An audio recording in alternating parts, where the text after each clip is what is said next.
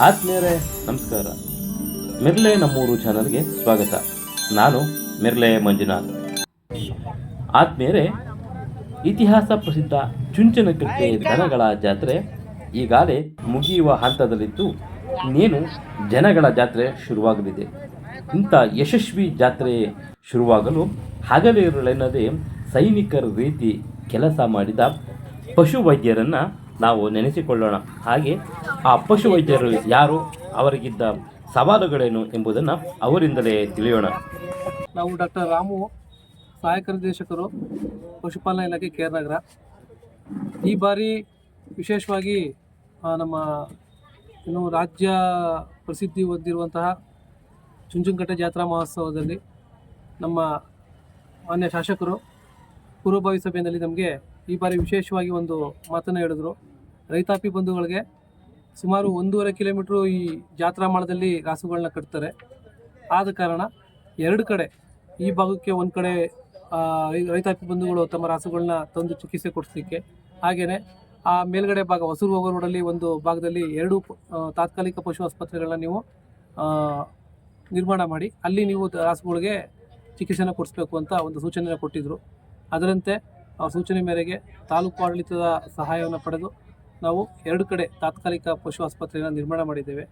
ಈ 2 ಕಡೆಯೂ ಕೂಡ ಅಪಾರ ಸಂಖ್ಯೆಯಲ್ಲಿ ಉಚಿತವಾಗಿ ತಮ್ಮ ರಾಸುಗಳನ್ನ ತಂದು ಚಿಕಿತ್ಸೆಯನ್ನು ರೈತಾಪಿ ಬಂಧುಗಳು ಈ ಸದುಪಯೋಗನ ಪಡ್ಕೊಳ್ತಾ ಇದ್ದಾರೆ ಈ ವ್ಯವಸ್ಥೆಯಿಂದ. ಹಾಗೆಯೇ ಪ್ರತಿ ವರ್ಷದಂತೆ ಈ ವರ್ಷವೂ ಕೂಡ ಇದು ಎಲ್ಲರೂ ತಮಗೆಲ್ಲ ಗೊತ್ತಿರುವ ಹಾಗೆ ಚುಂಚನಕಟ್ಟೆ ಅಂದರೆ ಹಳ್ಳಿಕಾರ್ ತಳಿಗೆ ಇಡೀ ರಾಜ್ಯದಲ್ಲೇ ವಿಶೇಷವಾಗಿ ಇಷ್ಟು ಹಳ್ಳಿಕಾರ್ ತಳಿಗಳು ಎಲ್ಲೂ ಸೇರಲ್ಲ. ಅಷ್ಟು ಸುಮಾರು 20,000ಕ್ಕೂ ಅಧಿಕ ರಾಸುಗಳು ಈ ಒಂದು ಚುಂಚನಕಟ್ಟೆ ದನಗಳ ಜಾತ್ರೆಗಳಲ್ಲಿ ಇಲ್ಲಿ ಸೇರಿದ್ದಾವೆ. ಅದಕ್ಕೆ ತಾಲೂಕು ಆಡಳಿತದಿಂದ ಬೇರೆ ಬೇರೆ ಅಂದರೆ ಆರೋಗ್ಯ ಇಲಾಖೆ ಇರ್ಬೋದು, ಮುಜರಾಯಿ ಇಲಾಖೆ ಇರ್ಬೋದು, ಇಲ್ಲ ನಮ್ಮ ಕಂದಾಯ ಇಲಾಖೆ ಇರ್ಬೋದು, ಅವ್ರ ಕರ್ತವ್ಯ ನಿರ್ವಹಿಸ್ಕೊಂಡು ಹೋಗ್ತಾ ಇದ್ದಾರೆ.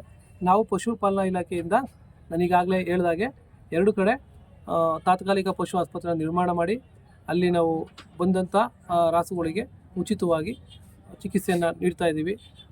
ಸದ್ಯದ ಪರಿಸ್ಥಿತಿಯಲ್ಲಿ ನಮಗೆ ಇಲ್ಲಿ ದೊಡ್ಡ ಒಂದು ಸವಾಲು ಅಂದರೆ ಯಾವುದೇ ಒಂದು ಸಾಂಕ್ರಾಮಿಕ ರೋಗಗಳು ಹರಡಬಾರ್ದು. ಯಾಕಂದರೆ ಜಾತ್ರೆಯಲ್ಲಿ ನಾವೆಲ್ಲ ನೋಡಿದಾಗೆ ರಾಸುಗಳು ಬಹಳ ದಟ್ಟವಾಗಿರ್ತವೆ. ನಾನು ಆಗಲೇ ಹೇಳಿದಾಗೆ 20,000ಕ್ಕೂ ಅಧಿಕ ರಾಸುಗಳು ಸೇರಿವೆ ಈ ಬಾರಿ. ಮತ್ತು ವ್ಯವಹಾರನೂ ಕೂಡ ಅಷ್ಟೇ ಚೆನ್ನಾಗಿ ನಡೀತಾ ಇದೆ. ಮುಖ್ಯವಾಗಿ ಸಣ್ಣ ಪುಟ್ಟ ಸಮಸ್ಯೆಗಳಲ್ಲಿ ಬಂದು ತೋರಿಸ್ಕೊಂಡು ಉಚಿತವಾಗಿ ಚಿಕಿತ್ಸೆನ ಪಡ್ಕೊಳ್ತಾರೆ. ಅದು ನಮಗೆ ಸವಾಲು ಆಗದೇ ಇರ್ಬೋದು, ಆದರೆ ಸಾಂಕ್ರಾಮಿಕ ರೋಗ ಬರದೇ ರೀತಿ ನೋಡ್ಕೊಳ್ಳುವಂಥ ಸವಾಲು ನಮ್ಮ ಮೇಲಿದೆ. ಅದನ್ನು ಕೂಡ ನಾವು ಪ್ರತಿದಿನ ಸರ್ವೆ ಮಾಡೋದ್ರ ಮುಖಾಂತರ, ಜಾತ್ರೆ ಸರ್ವೇಕ್ಷಣೆ ಮಾಡೋದ್ರ ಮುಖಾಂತರ ಅದನ್ನು ಕೂಡ ನಾವು ಗಮನದಲ್ಲಿಟ್ಕೊಂಡು ಇಲ್ಲಿ ಕರ್ತವ್ಯ ನಿರ್ವಹಿಸ್ತಾ ಇದ್ದೇವೆ. ಈ ಒಂದು ತಾತ್ಕಾಲಿಕ ಪಶು ಚಿಕಿತ್ಸಾ ಕೇಂದ್ರಗಳಿಗೆ ನಮ್ಮ ಇಲಾಖೆ ವತಿಯಿಂದನೇ ಸುಮಾರು 80ಕ್ಕೂ ಅಧಿಕ, ಅದರಲ್ಲಿ 15 ಜನ ಪಶುವೈದ್ಯಾಧಿಕಾರಿಗಳು, 35 ಜನ ಪಶುವೈದ್ಯ ಪರೀಕ್ಷಕರು, ಹಾಗೆ ಮತ್ತೆ ಒಂದು 35 ಜನ ನಮ್ಮ ಡಿ-ದರ್ಜೆ ನೌಕರರುಗಳನ್ನು ಪಾಳಿ ಲೆಕ್ಕದಲ್ಲಿ ಹಗಲು ಮತ್ತು ಇರುಳು ಅಂದರೆ ಪೂರ್ತಿ 24 ಗಂಟೆ ನಮ್ಮ ರಾಸುಗಳಿಗೆ ಯಾವುದೇ ರೀತಿ ತೊಂದರೆ ಆಗದ ರೀತಿ ಚಿಕಿತ್ಸೆಯನ್ನು ಕೊಡ್ಕೊಂಡು ಬರ್ತಾಯಿದ್ದೀವಿ. ಇಷ್ಟು ಈ ವ್ಯವಸ್ಥೆನ ನಾವು ನಮ್ಮ ಇಲಾಖೆ ವತಿಯಿಂದ ಮಾಡ್ಕೊಂಡಿದ್ದೀವಿ. ಅದಕ್ಕೆ ನಮ್ಮ ತಾಲೂಕು ಆಡಳಿತ ವತಿಯಿಂದ ಕೂಡ ಬೆಂಬಲ ಇದೆ, ಹಾಗೆ ಅವರ ಕಡೆಯಿಂದ ಸಹಕಾರ ಕೂಡ ಇದೆ. ಇಷ್ಟು ನಾವು ನಮ್ಮ ಇಲಾಖೆ ವತಿಯಿಂದ ನಂಬಿಕೊಂಡಿದ್ದೀವಿ. ನಾನು ಈಗಾಗಲೇ ಹೇಳ್ತಿದ್ದಾಗೆ ಈ ಒಂದು ದನಗಳ ಜಾತ್ರೆ ಸುಮಾರು 10 ದಿನಗಳ ಭಾಳ ಉನ್ನತ ಮಟ್ಟದಲ್ಲಿ ಅಂದರೆ ಪೀಕ್ ಲೆವೆಲಲ್ಲಿ ನಡೀತದೆ. ಈ ಒಂದು ಹಂತದಲ್ಲಿ ನಾವು ಪ್ರತಿದಿನ ಒಂದು ಕೇಂದ್ರಕ್ಕೆ ಒಬ್ಬ ಪಶುವೈದ್ಯಾಧಿಕಾರಿ, 2 ಪಶುವೈದ್ಯ ಪರೀಕ್ಷಕರು, ಹಾಗೆ 2 ಡಿ-ದರ್ಜೆ ನೌಕರರು, ಅದೇ ರೀತಿ ಇನ್ನೊಂದು ಕೇಂದ್ರಕ್ಕೆ ಒಬ್ಬ ಪಶುವೈದ್ಯಾಧಿಕಾರಿ, 2 ಪಶುವೈದ್ಯ ಪರೀಕ್ಷಕರು, 2 ಡಿ-ದರ್ಜೆ ನೌಕರರು. ಈ ರೀತಿ ಅವ್ರನ್ನ ಪಾಳಿಯ ಬೇಸಿದ ಮೇಲೆ ನಾವು ಕೆಲಸ ಮಾಡಲಿಕ್ಕೆ ಹೇಳಿದ್ದೀವಿ.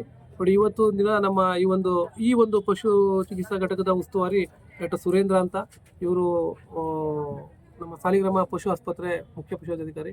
ಹಾಗೆ ಇವರು ಡಾಕ್ಟರ್ ಸುಷ್ಮಾ ಅಂತ, ಇವರು ಪ್ರತಿದಿನ ಉಸ್ತುವಾರಿ ಇರ್ತಾರೆ. ಡಾಕ್ಟರ್ ಸುಷ್ಮಾ ಅವರು ಇವತ್ತಿನ ಕರ್ತವ್ಯಕ್ಕೆ ಇವ್ರನ್ನ ನಿಯೋಜನೆ ಮಾಡಿದ್ದೀವಿ. ಇವತ್ತು ಇವ್ರು ಕರ್ತವ್ಯ ನಿರ್ವಹಿಸ್ತಾ ಇದ್ದಾರೆ. ಅದೇ ರೀತಿ ಆ ಕೇಂದ್ರದಲ್ಲೂ ಡಾಕ್ಟರ್ ಶಶಾಂಕ್ ಅಂತ ಕರ್ತವ್ಯ ನಿರ್ವಹಿಸ್ತಾ ಇದ್ದಾರೆ. ಆ ಕೇಂದ್ರದ ಉಸ್ತುವಾರಿ ಬಂದು ಡಾಕ್ಟರ್ ಸಂಜಯ್ ಅಂತ ಇರ್ತಾರೆ. ಈ ರೀತಿ ಉಸ್ತುವಾರಿ 2 ಅಧಿಕಾರಿಗಳನ್ನ ನೇಮಿಸ್ಬಿಟ್ಟಿದ್ದೀವಿ. ಈ ಒಂದು ಕೇಂದ್ರದ ಒಬ್ಬರು ಉಸ್ತುವಾರಿ ಮಾಡಲಿಕ್ಕೆ ಸುರೇಂದ್ರ, ಹಾಗೆ ಆ ಒಂದು ಕೇಂದ್ರವನ್ನು ಉಸ್ತುವಾರಿ ಮಾಡಲಿಕ್ಕೆ ಸಂಜಯ್. ಅದಲ್ಲದೆ ಪ್ರತಿದಿನ ಒಬ್ಬರು ಪಶುವೈದ್ಯಾಧಿಕಾರಿನ ನಿಯೋಜಿಸಿದ್ದೀವಿ. ಈ ರೀತಿ ಒಂದು ವ್ಯವಸ್ಥೆಯನ್ನು ನಾವು ಮಾಡ್ಕೊಂಡಿದ್ದೀವಿ.